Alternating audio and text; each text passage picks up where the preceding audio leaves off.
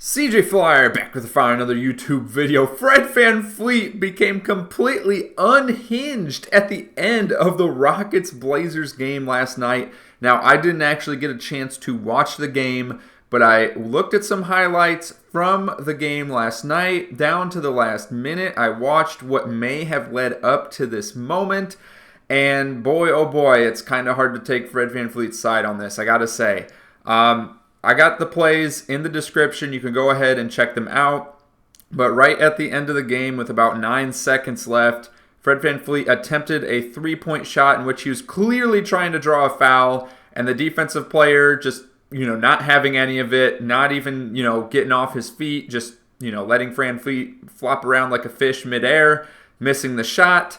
And then on the inbounds play, because it was marked out of bounds and in favor of Houston, so Houston got the ball back, inbounding the ball near half court, and Fred VanVleet tackled a guy, basically. I mean, he shoved a guy to the ground, gets called for the offensive foul, and then that's when he just starts going on this complete rampage, pointing at every single referee, shouting out explicit phrases.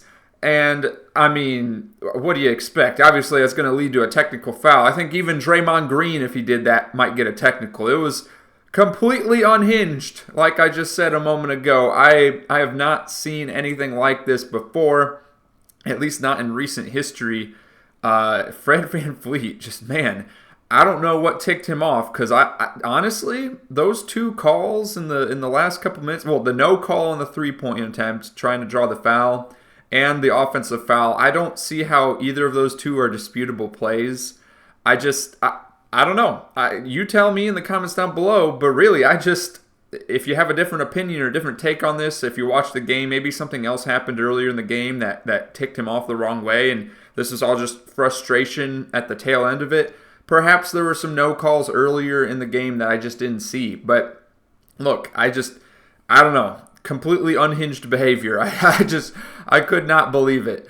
If we look at Fred VanVleet's game, too, he was not having a good game. 4 of 13 from the field, 0 of 6 from 3, no free throw attempts. So I do wonder if perhaps there were some no calls, on some drives to the rim that I just didn't catch. Because, again, I didn't watch the whole game. I just watched the highlights right at the very end to see what in the world happened.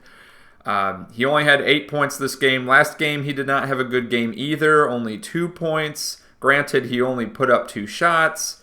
But yeah, just not a good look. Obviously, he had a little bit of injury issues, I believe, going into the season. But he's back. Houston's obviously playing very well. Last night's loss was, a bit unexpected. I think most people expected Houston to win both games of this back-to-back series against Portland at home. But unfortunately for them, they were not able to. So looking at Fred VanVleet's stats so far this season, averaging 14.5 points per game, 6 assists, 4 rebounds, 2 steals. I mean, he's putting up good stats. Obviously, he's not like the leading scorer on the team or anything, but he's a facilitator, and he is facilitating. I guess last night's game, struggling a bit. So for anyone that watched the full game or that knows any more additional context, if you have a different side to the story, I'd love to hear it. But from what I saw, I don't know, man. That was crazy stuff. I really just going up to every single ref, pointing the fingers, and he's lucky he didn't make physical contact with that last ref, because that could have resulted in a huge suspension or fine or what have you. I believe if physical contact's made with the ref, that is an even bigger deal than just yelling things at the ref. So we'll see what kind of fine or suspension comes as a result of this. But looking at the rest of the team in the game, we go down to the Houston Rockets box score. A lot of players were struggling, actually. We had Jalen Green, 3 of 14 from the field. Terry Eason, 0 of 7 from the field. Jabari Smith Jr., 3 of 10 from the field. The only player that seemed to be playing, good shot percentage anyways, Amen Thompson, which I don't think is normal. At least, I don't know a whole lot about Amen Thompson. I just know that when I simulate games in NBA 2K, he's always shooting a crazy bad percentage. Reed Shepard, good game from him coming off the bench. But yeah, and then the Blazers came out blazing. Anthony Simons, 10 of 20. Shaden Sharp, 7 of 18. Doing what they do. 4 of 9 from 3. That's pretty solid. So, good game from the Blazers. Jeremy Grant as well. And then if we go ahead and look at the remaining games of the schedule, so what we do every day here on this channel is predict the games of the day, how they will end up finishing, and we compare the predictions of the winners with the FanDuel Sportsbook betting odds. I'm not promoting, encouraging that you use FanDuel Sportsbook. I am not partnered or affiliated with any sports betting, sports gambling site. If you're going to use a sports betting site, use it responsibly. I'm just sharing my opinion and making the comparison for fun. So we picked the Knicks yesterday, so did the betting odds, and the Jazz ended up winning. A couple other games that ended up being that way, of course, the Blazers and Rockets, which we were just talking about, and the Warriors and Spurs, so those did not go our way. However, betting odds and us, we picked the Magic, picked the Grizzlies, picked the Bucks. Those all resulted in my favor, or in our favor. And then Nuggets and Lakers betting odds, picked the Lakers. I picked the Nuggets on winning the second game of the back-to-back. They played against the Mavs the night before at home and had a heartbreaking loss, trying to come back and win, but couldn't get it done. And I predicted the Nuggets to win. The Nuggets would beat the Lakers I think it was like 13 of the last 14 meetings or something. So not really surprising, and the Nuggets did end up winning this one. So we are up another game against the betting odds. I believe the margin of... We're down 7 games to the betting odds now. We've been keeping track in a spreadsheet. So we'll see if we can continue to catch up. We were back 11 games, so it's good progress. Today's games... Minnesota Timberwolves at Boston Celtics. This could be a good game, although the Timberwolves have looked a little bit dysfunctional lately. Not too bad, but just a little bit dysfunctional.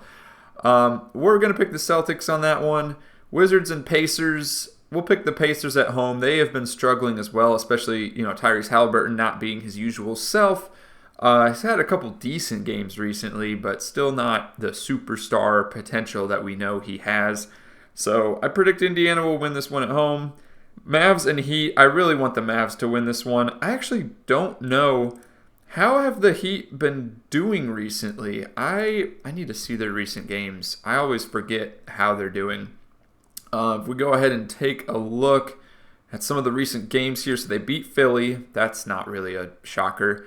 They went 1-1 at Indiana. They lost to the Pistons on the road, lost to Denver on the road, lost to Phoenix on the road, lost to Sacramento at home by 1, beat Minnesota by 1. I mean, they're losing some close games here by the looks of it. And the teams they're beating are all the teams that you would expect they'd beat. Memphis is a really good... Oh, Memphis is preseason. Okay. Yeah, I'm going to pick Dallas to win. But as far as I can see, just from the results of the previous games so far, it could be a close game. So, that being said, I'll pick the Mavs without Luka. Clippers and Sixers. Man. I mean, Jared McCain and Tyrese Maxey have proven that they can play well together. But I'm leaning towards the Clippers. Is it crazy? Not really crazy. I'm leaning towards the Clippers. Clippers have a decent record right now. We'll take the Clippers on the road. James Harden to return to Philadelphia. We'll see how he does.